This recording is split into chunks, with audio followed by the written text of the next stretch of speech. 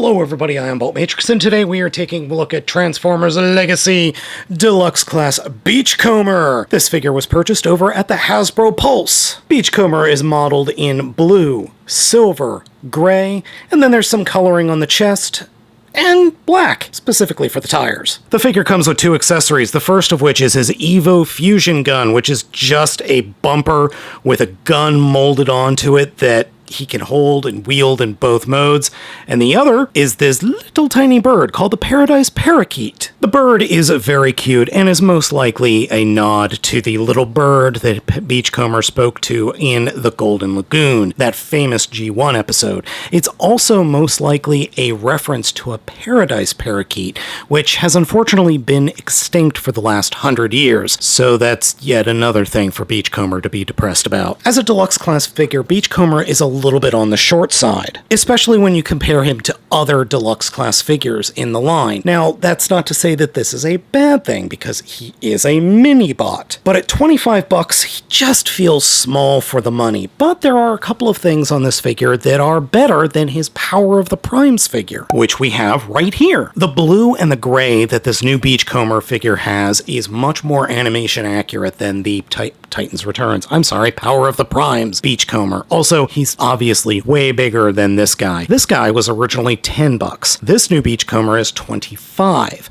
I still think that's high, but it's obviously a bigger, slightly better figure, so there is that. Oh, and his posability is way better. Speaking of said posability, head is on a ball joint but can only look up that much and does do the side to side. Shoulders are on hinges and can only move up that far. It's not the wheel that he's hitting, it's actually a spot inside the shoulder, and then 360 degrees. There is an upper arm swivel, bend at the elbow is just over 90 degrees, and fists are articulated. There is a torso swivel. Legs can kick forward and back at a little over 90 degrees going backwards, and can kick out 90 degrees to the side. There is a thigh swivel and a bend at the knee at 90 degrees, and there is the ankle rocker, which moves, well, almost 90 degrees. It's far enough. Needless to say, the figure passes the dab test with no problem whatsoever. But then again, so could the Power of the Primes figure. I really love the robot mode on this Beachcomber figure. I love the coloring. I love how it's darker than the other Beachcombers we've gotten, and I mean in the coloring wise, and the molding there on the chest is just lovely. The engine block with the Autobot symbol right there in the middle of his chest, and then this little sticker, or no, that's not a sticker, that's paint on his belly. It works very well. And then let's talk about that face. That head sculpt is so nice and really does remind me of the original Generation 1 figure. Now, the one thing I haven't talked about are the wheels. The wheels on this figure are excellent. They are PVC plastic and they feel like rubber. They're not actual rubber though, and they are both on not mushroom pegs but pins, and they spin so nicely. The money went to something good. We don't have plastic wheels, we have rubber-like wheels, which I'm greatly appreciative of. Beachcomber's transformation is simple compared to some of the other deluxes. To start off with, combine the legs and then come down to the feet and make sure that the roll bars are pegged into place. Flip down the roll bars into the front of the toes, take the heels and flip them all the way up, reach behind the shins or the lower legs and flip out these panels, grab the entire torso and pull it up, flip up the roll bar, flip the legs in, and then combine the two roll bars together, like so. Close up those panels in the front, and then bring the arms in, and the arms will peg in under the armpits, and the front areas of the fist, or the forearms, I should say, will peg into these peg holes on the sides of the figure. That's actually the hardest part of the transformation, is getting the arms to peg in the way you want them to, or the way they should. But once you're done, you end up with a very nice dune buggy. Without the accessories, you end up with a very nice dune buggy mode that rolls really nicely. The only thing I would change on here is, well, I would paint the backs or these sections up here either silver for, the diamond plate molding that it's got going on, or black, just so it's, got something there. And then maybe a little bit of silver on these outtakes on these sections here on the back.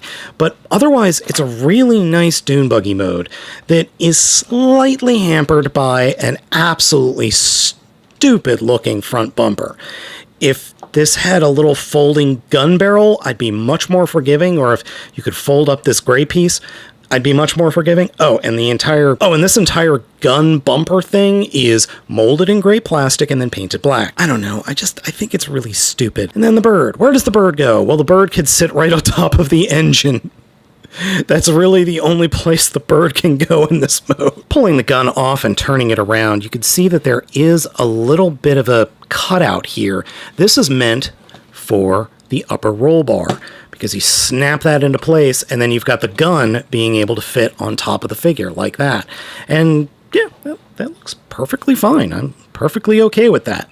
The two Dune buggies together look pretty darn good, and they definitely feel like two completely different figures, which they are, even though they're the same character. I would have loved there to be an Autobot symbol somewhere on the top here. According to the original animation model, there's supposed to be an Autobot symbol up here by the driver's side, or that's okay. I'm sure that the folks over at Toy Hacks are going to make some stickers. I'll probably get one of those sets. I do wish both of the figures had a flap on the back to close up that back section.